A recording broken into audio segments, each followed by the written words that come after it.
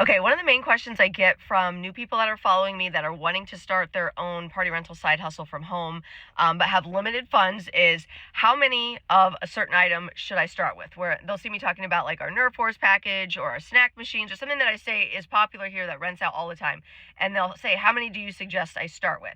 I always suggest everybody starts with one of whatever items you want to rent out, because you have to test your market and see what people are going to rent out there. I've gotten very familiar with the Phoenix area, and what people will spend money on to rent, but I don't know anything about any other markets. And that does make a big difference, because you have the seasonality of things and weather and how people do things indoors versus outdoors. You have cultural things. So you need to learn your area first before you invest a bunch of money in items that you don't know if they're going to be popular or not. Because there's nothing worse than starting a side hustle. Most people have limited funds when they're doing that and wasting money on something that just sits in your garage and doesn't rent out. So I'm always like, get one of something, list it.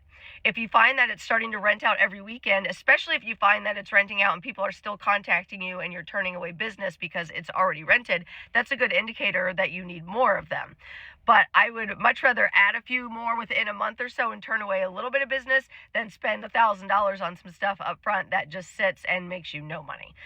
So that's always my suggestion. Start with one of something, learn your market, and see if people will rent it, A, and B, what they'll pay for it. Because there may be something they're willing to rent, but they won't pay what you need to charge for it to be worth your time. So that's another good indicator as well.